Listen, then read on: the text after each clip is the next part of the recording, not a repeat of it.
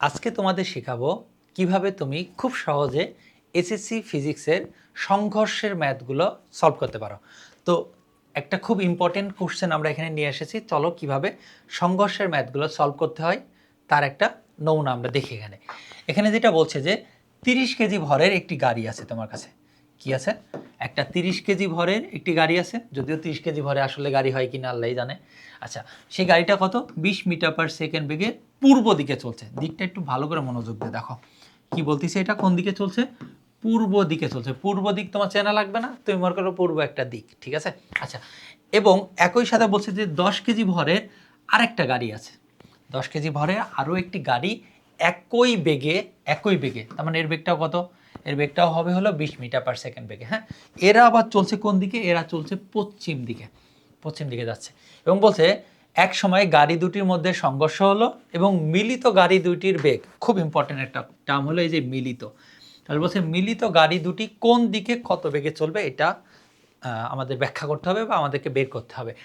তো দেখে মনে হচ্ছে এত তথ্য কোনটা থেকে কোনটা পড়বো, গোলাই যাবে। তো এই জন্য আমাদেরকে একটু ভাগ ভাগ করে নিতে হবে। হ্যাঁ, প্রথমে যে কাজটা তুমি করতে পারো সব থেকে বেশি ভালো হয় যেটা, সেটা হলো একটা ডায়াগ্রাম আঁকা। হ্যাঁ, একটা ডায়াগ্রাম আঁকাইলে খুব সহজে তুমি এই ম্যাথগুলো সলভ করতে পারো। তো মনে করো এটা আমার একটা গাড়ি। হ্যাঁ, এখানে আর একটা গাড়ি, এই দুইটা গাড়ি আছে আমার কাছে এখানে। হ্যাঁ, এখন আমি মনে করি দুইটা গাড়ি সমান হয়ে গেল, তাই না? একটা তো ছোট হবে আর একটা একটু বড় হবে, তাই না? ধরো এটা আমার একটু ছোট গাড়িটা, ছোট হয় না কেন? এই যে ছোট হয়েছে।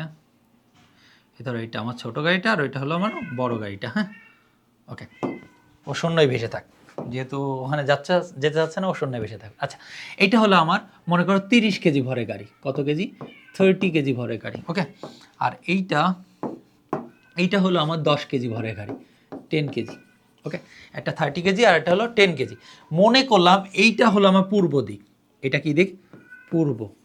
ওকে, আর এইটা হলো আমার পশ্চিম দিক। এটাকে পশ্চিম দিক লেখা লাগবে না, এটা জাস্ট আমরা তোমাকে দেখালাম যে এইটা হলো পূর্ব দিকে চলছে আর এটা পশ্চিম দিকে। তোমার দিকের কোনো কনসার্ন রাখারই দরকার নেই তোমার ভিতরে, যে কোনটা পূর্ব দিক কোনটা পশ্চিম দিক, এটা আপাতত দিকের কনসার্ন রাখার দরকার নেই।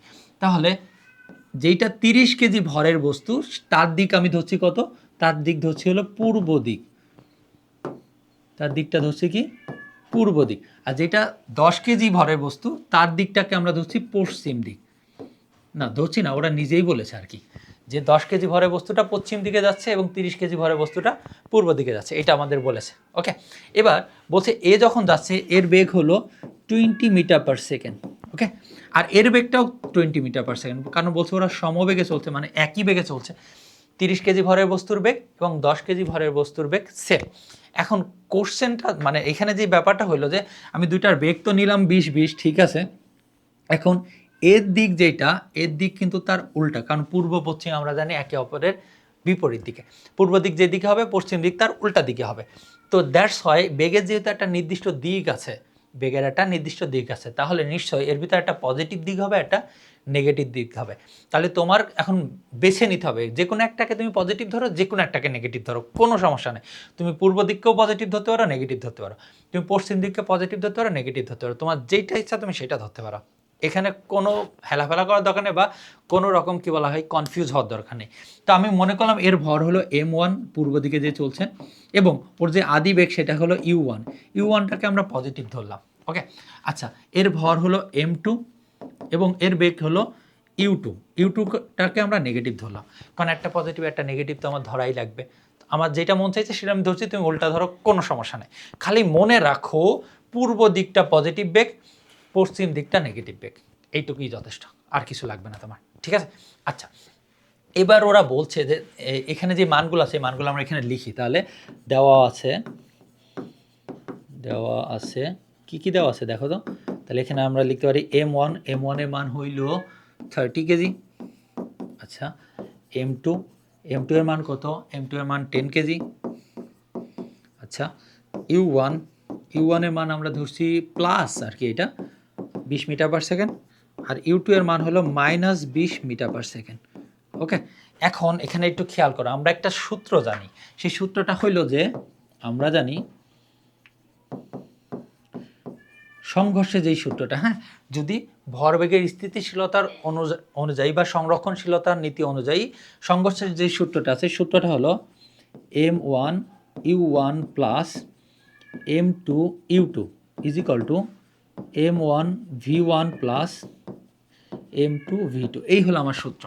সংঘর্ষের যে ম্যাথগুলো আছে এই ম্যাথগুলো সাধারণত যে সংঘর্ষ হয় এগুলা কোন নীতি মেনে হয়? এটা হলো ভরবেগের স্থিতিশীলতার নীতি অনুসারে। তাহলে ভরবেগের স্থিতিশীলতা কি? যে সংঘর্ষের আগে যে আদি ভরবেগ, এটা হলো আদি ভরবেগ, এবং সংঘর্ষের পরে যে শেষ ভরবেগ, এই দুইটা সমান হবে। এখন তুমি বলতে পারো ভাইয়া এখানে তো v1 আছে আর v2 আছে, এই দুইটা তো কোনোটারই ভ্যালু দেওয়া নাই, তাহলে আমি ম্যাথটা করবো কিভাবে?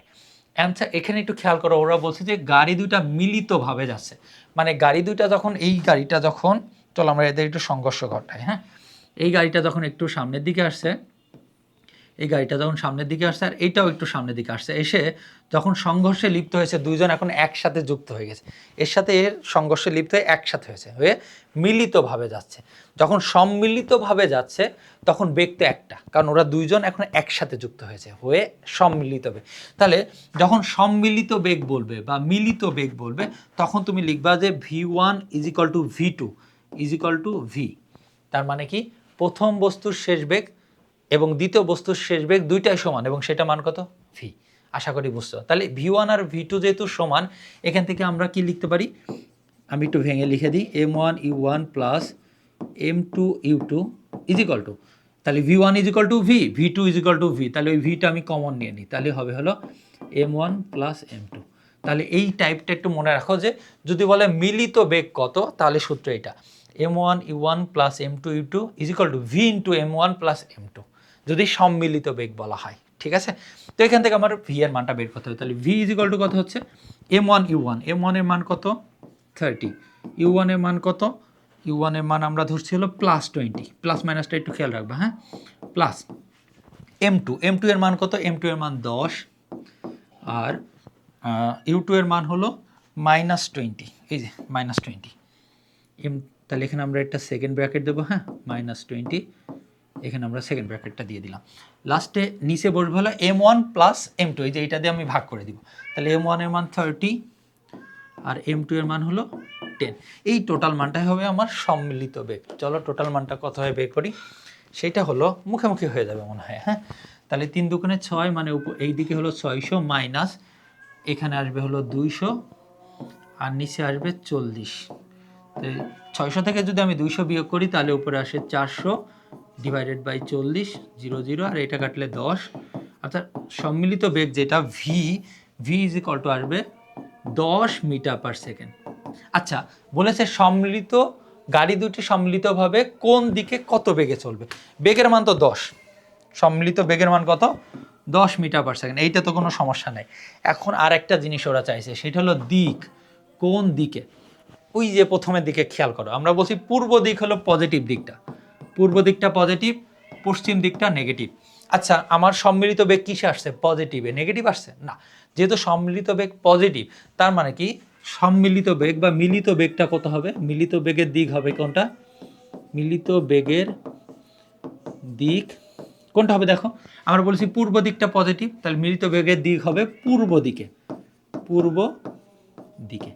ওকে, এখন যদি ওরা পূর্ব পশ্চিম না দিত, আমি বলতাম যে 30 কেজি ভরের গাড়ির দিকে, মানে 30 কেজি ভরের গাড়ি যেই দিকে যাচ্ছিল সম্মিলিত বেগটাও সেই দিকে হবে। তাহলে আরেকবার একটু রিক্যাপ করে দিই। ওরা যেটা বলছিল যে আমার কাছে m1 দেওয়া ছিল, m2, u1 দেওয়া ছিল, u2, u1 আর u2 এর ভিতরে একটাকে নেগেটিভ ধরছি আর একটাকে পজিটিভ ধরছি। আমরা এখানে পূর্ব দিককে পজিটিভ, পশ্চিম দিককে নেগেটিভ ধরছি। আমরা এখানে ভরবেগের সংরক্ষণশীলতার নীতি অনুযায়ী সূত্র বসাইছি। যেহেতু মিলিত বেগ বলেছে, এই জন্য v1 is equal to v2 is equal to আমি v বসাইছি।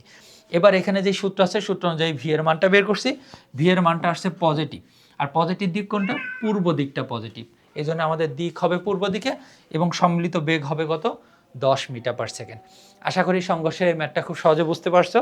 তো সংঘর্ষ রিলেটেড যে কোনো ম্যাথ তোমরা এখন সহজেই আশা করি করতে পারবা। এরকম সম্মিলিতভাবে বেগ যদি বের করতে পারলে খুব সহজে বের করতে পারবা। এবং যদি কোনো প্রবলেম হয় অবশ্যই আমাদের কমেন্ট সেকশনে জানাও, আমরা তোমাদেরকে সহযোগিতা করব। আর প্রাইম পাঠশালার সাথে থাকার জন্য তোমাদেরকে অসংখ্য ধন্যবাদ। এবং প্রাইম পাঠশালা চ্যানেলটিতে যদি তুমি নতুন হয়ে থাকো অবশ্যই সাবস্ক্রাইব করে আমাদের সাথে থাকবে। ধন্যবাদ।